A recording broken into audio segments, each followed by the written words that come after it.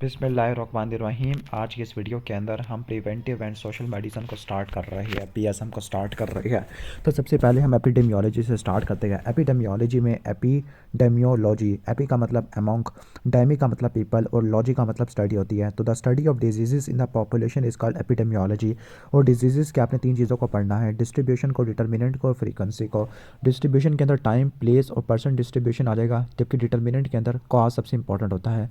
Okay, जबकि frequency के अंदर इंसिडेंस और प्रीवैलेंस आ जाएगा। इसको जॉन एम लास्ट ने डिफाइन किया था। डिस्ट्रीब्यूशन तीन टाइप की होती है, टाइम या seasonal distribution, person distribution, place distribution. For example malaria है, मलेरिया रेनी सीजन के अंदर ज़्यादा होता है। डेंगू ये भी रेनी सीजन में ज़्यादा होता है। मलेरिया का वेक्टर एनोफिलीज होता है, डेंगू का वेक्टर एडीज एजिप्टाई होता है। Typhoid most common diarrhoeal disease है, लेकिन यहाँ पर कोई सीजनल डिस्ट्रीब्यूशन नहीं होता। कॉलेरा, ओके ओके, ठीक हो गया। तो आगे पोलियो का रेनी है, ठीक है, ओके। इसके बाद है रोटा वायरल है, विंटर के अंदर होता है। रिस्पिरेटरी इन्फेक्शन की तरफ आ जाते हैं, तो रिस्पिरेटरी इन्फेक्शन में मीजल्स, मम्प्स, रुबेला ये विंटर के अंदर होते हैं।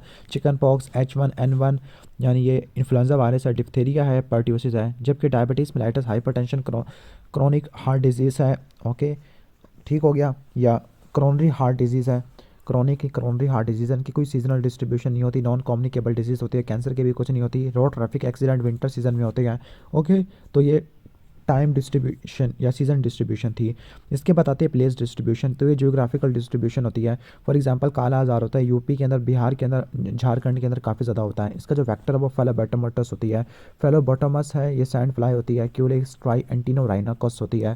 जापानीज एंसेफ्लाइटिस यूपी के अंदर ज़्यादा होता है, काफ़ी ज़्यादा, ओके। KFD ये कायनसूर फॉरेस्ट के अंदर ज़्यादा होता है, ओके, कायसनूर फॉरेस्ट के अंदर। मलेरिया, अगर बात करते हैं मलेरिया ईस्ट और नॉर्थ ईस्ट इंडिया के अंदर है। फिलेरियासिस कोस्टल रीजन पे ज़्यादा होती है। तो ये क्या होगा, ये प्लेस डिस्ट्रीब्यूशन है, ठीक है। इसके बाद आ जाती है पर्सन डिस्ट्रीब्यूशन। लाइक मेजल्स होती है 6 महीने से लेकर 3 साल तक होती है। मम्स 5 से लेकर 9 साल तक होती है, स्कूल गोइंग चिल्ड्रन के अंदर होती है। चिकन पॉक्स 5 से लेकर 9 साल वाले बच्चों के अंदर होती है। H1N1 की कोई एज डिस्ट्रीब्यूशन नहीं होती। रोमैटिक फीवर 5 से लेकर 15 साल वाले के अंदर होता है। टाइफाइड या कॉलरा एज डिस्ट्रीब्यूशन नहीं होती। रोटा वायरस यंगर इन्फेंट के अंदर होता है। न्यूनेटल टेटनस न्यूनेट्स के अंदर होता है, ठीक हो गया। आगे एज ग्रुप्स लिखे हुए हैं। लाइक चाइल्ड होता है, ये 0 से लेकर 18 साल को बोलते हैं। 18 साल तक चाइल्ड होता है, एक्सेप्ट नहीं कर सकते वैसे इस बात को। एडोलिसेंस 10 से लेकर 19 साल तक होती है। रिप्रोडक्टिव एज ग्रुप 15 से लेकर 48 होता है। एडोलिसेंस को भी मज़ीद 3 में डिवाइड करते हैं। 10 से लेकर 13 अर्ली होती है, 14 से लेकर 16 मिड होती है, 17 से लेकर 19 लेट होती है, ठीक है। इसके बाद सेक्स डिस्ट्रीब्यूशन है। लाइक मीजल्स, मम्प्स, रुबेला और चिकन पॉक्स का कोई सेक्स डिस्ट्रीब्यूशन नहीं होता। इन्फ्लुएंजा का भी कोई सेक्स डिस्ट्रीब्यूशन नहीं होता, ठीक है, ओके। अब हम आ जाते हैं एपिडेमियोलॉजी की क्लासिफिकेशन है। तो एपिडेमियोलॉजी की दो टाइप की क्लासिफिकेशन होती है, ऑब्जर्वेशनल और इंटरवेंशनल। ऑब्जर्वेशनल को मज़ीद दो में डिवाइड करते हैं, डिस्क्रिप्टिव और एनालिटिक है। जो डिस्क्रिप्टिव होती है इसमें हाइपोथेसिस को फार्मुलेट करती है, और एनालिटिकल के अंदर हाइपोथेसिस को टेस्ट करते हैं। इंटरवेंशनल एक्सपेरिमेंटल होती है, इसमें हाइपोथेसिस को कंफर्म करते हैं। हाइपोथेसिस को कंफर्म करते हैं RCT से, क्लिनिकल ट्रायल से, फील्ड ट्रायल से और कम्युनिटी ट्रायल से। जबकि डिस्क्रिप्टिव वाली टाइम, प्लेस, पर्सन डिस्ट्रीब्यूशन के अंदर करते हैं। एनालिटिकल या हाइपोथेसिस टेस्टिंग कोहोर्ट स्टडी से, केस कंट्रोल स्टडी से, क्रॉस सेक्शनल स्टडी से और इकोलॉजिकल स्टडी से डन करते हैं, ओके। अब कोहोर्ट स्टडी और केस कंट्रोल स्टडी का डिफरेंस लिखा हुआ है। कोहोर्ट स्टडी फॉरवर्ड होती है, प्रोस्पेक्टिव होती है, लेकिन जो केस कंट्रोल स्टडी है बैकवर्ड होती है, रिट्रोस्पेक्टिव होती है। फॉर एग्जांपल अगर 100 स्मोकर्स हो गए 2018 के अंदर, तो लंग्स कैंसर 2033 के अंदर होने के चांसेस काफ़ी ज़्यादा है। तो कॉज का इफेक्ट के अंदर, एक्सपोयर का आउटकम के अंदर, रिस्क फैक्टर का डिजीज़ के अंदर, तो ये सारा कोहोर्ट स्टडी के अंदर होता है। जबकि इसको उल्टा कर दो तो केस कंट्रोल स्टडी है।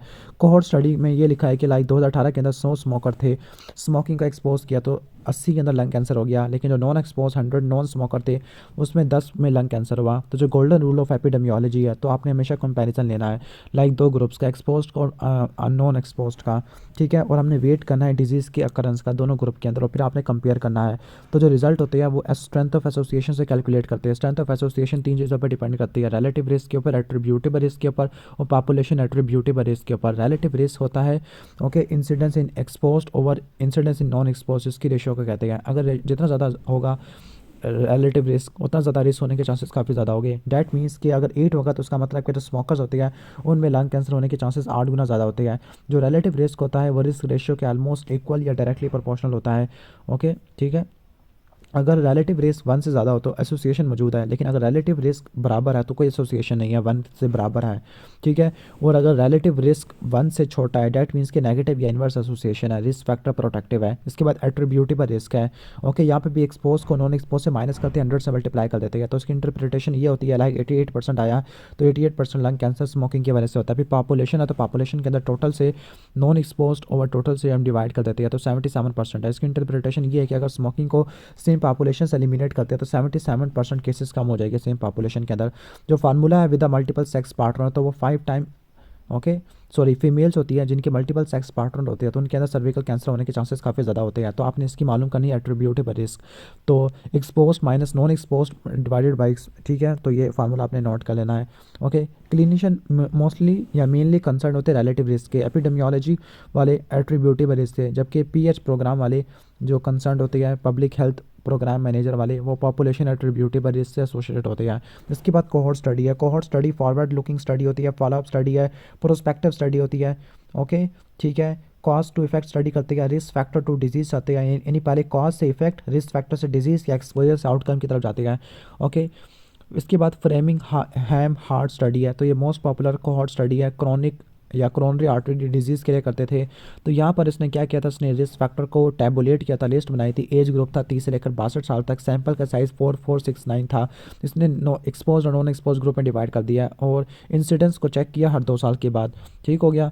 तो जो कोहोर्ट है, कोहोर्ट को किस तरह से डिफाइन कर देते हैं, ऐसे इंडिविजुअल जिनके सेम कैरेक्टरिस्टिक्स होती है और जो minimum number of cohort required होती है तो वो 2 होती है। ओके, तो तकरीबन हमने यहाँ तक कवर कर लिया है, बाकी नेक्स्ट वीडियो में कवर करते हैं।